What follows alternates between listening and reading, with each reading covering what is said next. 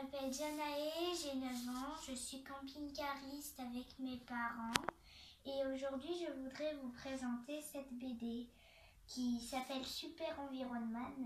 C'est un père qui décide pressé par sa fille, qui décide de devenir super environnement pour sauver l'environnement et la terre du réchauffement climatique et compagnie. C'est très drôle, sa petite fille l'aide et tout, mais il est un petit peu bené quand même.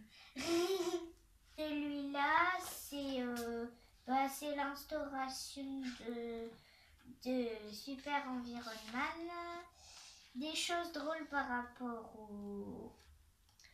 au réchauffement climatique. Par exemple, il neige en juin et les gens se baignent en décembre. Est-ce que dans la vraie vie, c'est très drôle, ça? Non, mais c'est drôle là-dedans parce que c'est très bien tourné. Il trouve son bolide, il peut pas avancer plus loin parce qu'il n'y a pas beaucoup de pistes cyclables et personne ne veut en faire plus. Il veut une assistante, il pense à plein de filles très jolies, mais en fait sa fille, c'est elle qui lui a soufflé l'idée d'avoir une assistante, et en fait elle parlait d'elle. Et c'est drôle parce qu'il sait pas beaucoup de choses, il a pas de programme, et il est très drôle parce qu'il est pas crédible. Parce qu'il est un peu fainéant, il se trouve des excuses pour rester assis comme ça au soleil. Par exemple, il a dit à Léa qu'il marche à l'énergie solaire. Et dans le deuxième? Et dans le deuxième, il devient amoureux d'une fille, Lilio Morgenblom. Ce qui veut dire petite fleur du matin en haut de la colline ensoleillée. Noir à longe. Elle est surnommée comme ça en Islande. Il trouve un ennemi, il s'appelle Deschetman et il veut absolument tout polluer. Super environnement qui dit: mais t'es qui à la fin? Je suis Super Deschetman. Oui, et je m'insurge contre cette dictature écologique dont tu es le représentant. Car je réclame le droit de polluer. Je veux être un déchet ou un détritus si ça me chante. Je veux tout dégueulasser. Et là, on le jette dans un camion à poubelle. Bref, cette BD est très drôle et je l'ai beaucoup aimée. Je vous la recommande 1000 fois. Et ah oui, juste un petit truc. C'est édité par une maison d'édition qui s'appelle Bamboo Édition, qui est une maison d'édition qui fait plein d'autres BD que j'aime beaucoup. Donc quelques trucs assez connus, comme Les Sisters, qui est assez classique.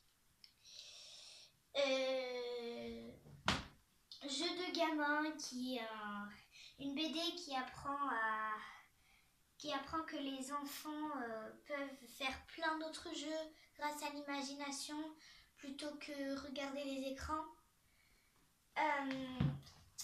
Triple Galop, qui est assez connu aussi, qui est très drôle. C'est les aventures d'un club équestre. Et Échec et Pattes, qui est une BD qui est basée sur les échecs. Donc les pièces sont vivantes et elles sont très drôles. C'est à la fin, il y a un petit truc pour apprendre certaines prises pour mettre le roi en échec et mat. Et les déplacements de tous les pions. Toutes les pièces. Parce que le pion, c'est une pièce. Voilà, c'est ça. Et d'ailleurs, j'avais commencé une formation avec maman pour apprendre les échecs. C'était super. J'avais appris pas mal de trucs. Donc là, pour toi, c'était des révisions. Non, certaines ça a choses. complété. J'ai aussi présenté dans une autre vidéo plutôt une BD qui s'appelle Les oiseaux en bande dessinée, qui est très drôle, très ludique et qui apprend beaucoup de choses sur les oiseaux. J'en ai deux d'ailleurs et j'avais beaucoup aimé, de la même maison d'édition.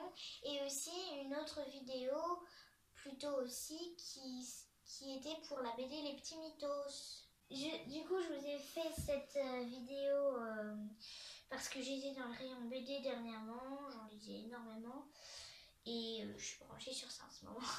Mais dans prochaine vidéo, je vous parlerai d'autres romans, histoires et plein d'autres genres littéraires. Et ben voilà. À bientôt!